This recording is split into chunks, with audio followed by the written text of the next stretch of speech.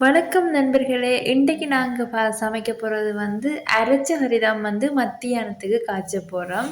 இந்த அரைச்ச கறி வந்து என்ன செய்கிறது, என்னென்ன தேவை, என்னென்ன ஸ்டெப் பண்றது எல்லாம் வாங்க வீடியோக்கு பார்ப்போம். ஃப்ரெண்ட்ஸ் வாங்க இப்போ இதுக்கு என்னென்ன அரைக்கிறதுக்கு தேவையான்னு பார்ப்போம். 3 உள்ளி பூடு எடுத்து வச்சிருக்கிறோம். 3 உள்ளி வந்து தனித்தனியாக எடுத்து வெட்டி வச்சிருக்கிறோம். 3 பல்லு. மற்றது வந்து மல்லி தேவையான அளவு மல்லி எடுப்போம்.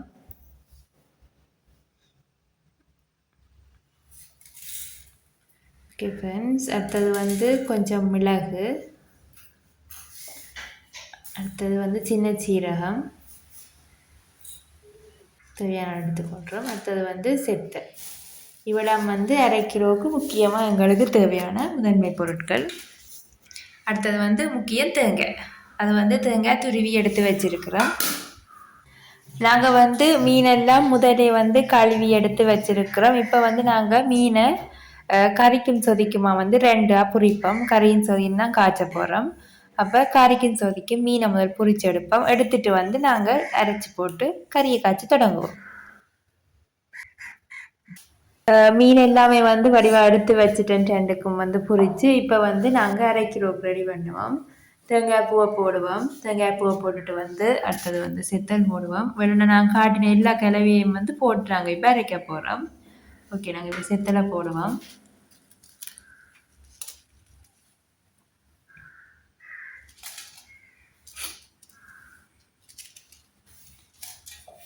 ஓகே ஃப்ரெண்ட்ஸ், அடுத்தது வந்து வெங்காயம் நான் உங்களுக்கு உடனே காட்டையில் நினைக்கிறேன். வெங்காயம் வந்து 1/2 கிலோவுக்கு தேவை. உள்ளி, மிளகு, மல்லி, அடுத்தது வந்து சின்ன சீரகம்.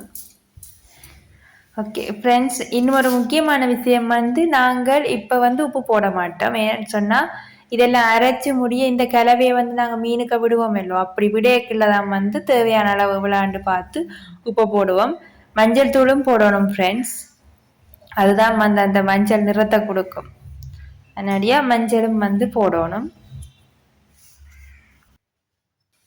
ஃப்ரெண்ட்ஸ், மற்ற சட்டியில் வந்து சொதிக்கினா அப்படி ஒரு இதை எடுத்து விட்டுண்டு போகிறேன். நான் உங்களுக்கு சொதிக்கான வீடியோ வந்து ஒரு நாளைக்கு தனியாக போடுறேன். இன்றைக்கு அரைச்ச கறியை வந்து சொல்லிடுறேன். புளி வந்து கரைச்சி வச்சு நாங்கள் ஃப்ரெண்ட்ஸ் இப்போ கறிக்கு வந்து புளி விடுறோம். ஏற்கனவே நாங்கள் மீனும் போட்டு அரிஞ்சு வச்ச வெங்காயம் எல்லாம் வந்து கறிக்கு போட்டுட்டோம். இப்போ புளியையும் விட்டுட்டு வந்து நாங்கள் அரைச்சி போட்டு அந்த கலவையும் சேர்த்து அடுப்பில் வச்சு கறி காய்ச்சினா சரி. அரைச்ச கறிக்கு வந்து தேவையான உப்பை வந்து போடுவோம். மீன் போட்டு நாங்கள் வெங்காயம் அரிஞ்சு போட்டு நாங்கள் இப்போ வந்து உப்பு போடுறோம். ஃப்ரெண்ட்ஸ் வந்து நாங்கள் இந்த அரைச்சக்கான கலவையை வந்து தண்ணி விட்டு அரைப்போம். தண்ணி எப்படி பார்க்குறோன்னா அளவாக விடுவோம். வேணும் சொன்னால் தண்ணி பால் நாங்கள் பிறகு விட போகிறோம். ஸோ வந்து அளவாக விடுவோம்.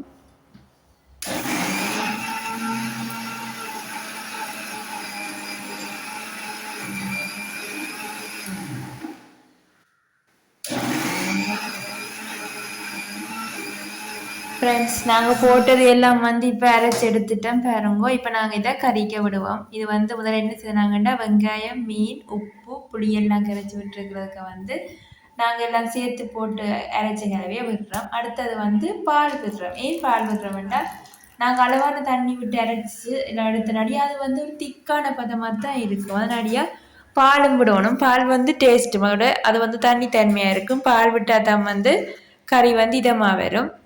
வடிவார்க்கா கிளறி விட்டுட்டு வந்து கலக்கி போட்டு அடுப்பை போட்டுட்டு கொதிக்க வத்த விட்டு இறக்கினா அரைச்ச கறி ரெடி. இது வந்து எங்களுக்கு தடிமனுக்கு இருமலுக்கு நல்ல சளிக்கெல்லாம் இது நல்ல ஒரு சாமானாக இருக்கும். ஃப்ரெண்ட்ஸ், கறி கொதிச்சு கொண்டு இருக்குது பாருங்கோ. மீனெல்லாம் நல்ல வடிவாக அவிஞ்சிட்டுது. நாங்கள் இன்னும் கொஞ்சம் கறி வடிவாக வத்தினா பிறகு இதை வந்து இறக்கி சாப்பிடுவோம் ஃப்ரெண்ட்ஸ். கொதிக்கட்டும் பாருங்க ஃப்ரெண்ட்ஸ், வடிவாக கொதிச்சு வந்துட்டுருக்குது. நாங்கள் இன்னும் கொஞ்சம் நேரத்தாலேயே இறக்கலாம். ஏன்னு சொன்னால் நாங்கள் விட்டு அரைச்சது எல்லாம் கிளவையெல்லாம் கொதிச்சு வடிவாக வத்தி வந்துடும். கொஞ்சம் நேரத்தாலேயே அவிஞ்ச அப்புறம் நாங்கள் பார்த்துட்டு இருக்க சரி. ஃப்ரெண்ட்ஸ் பாருங்கோ, அரைச்ச கறி வந்து வடிவாக வத்தி வந்துருக்குது ஃப்ரெண்ட்ஸ். இப்போ நாங்கள் சாப்பிட்டு பார்ப்போம். குத்தரிசி சோறு தான் ஃப்ரெண்ட்ஸ் போட்ட நாங்கள். குத்தரிசி சோறும் இந்த அரைச்சரியும் நல்ல காம்பினேஷன் ஃப்ரெண்ட்ஸ். நல்ல டேஸ்ட்டாக இருக்கும். சோறு வடிவாக அவிஞ்சிருக்குது. சோறை போட்டுட்டு மற்றது ஃப்ரெண்ட்ஸ் ஒடியல் புட்டு அவிச்சு இந்த அரைச்சரியும் சாப்பிட்டா இன்னும் சூப்பராக இருக்கும் ஃப்ரெண்ட்ஸ். நான் உங்களுக்கு இன்னும் ஒரு வீடியோவில் ஒடியல் புட்டு அவிச்சு செய்து காட்டுறேன் ஃப்ரெண்ட்ஸ். ஃப்ரெண்ட்ஸ் அந்த கறின்ற வாசனை வந்து எனக்கு ஆட்டோமேட்டிக்காக பசிய தூண்டுது ஃப்ரெண்ட்ஸ். சுட சுட சாப்பிட்டோம்னா வேலை செய்கிற அனுப்பெல்லாம் பறந்து போடும் ஃப்ரெண்ட்ஸ். இந்த அரைச்ச கறி நிறைய சத்து நிறைந்த ஒரு பாரம்பரியமான உணவு ஃப்ரெண்ட்ஸ். ஃப்ரெண்ட்ஸ் நீங்களும் இப்படி வடிவா வீட்டில் செஞ்சு பாருங்கோ. இதே ஸ்டெப்பிலேயே செய்யலாம் ஃப்ரெண்ட்ஸ். அரைச்சி நீங்கள் செய்து பார்த்தீங்கன்னா உண்மையாகவே உங்களோட வீட்டில் நல்லா இருக்குன்னு சொல்லுவினோம். செய்து பார்த்துட்டு மறக்காம ஃப்ரெண்ட்ஸ் எனக்கு கமெண்ட் பண்ணுங்க ஃப்ரெண்ட்ஸ்.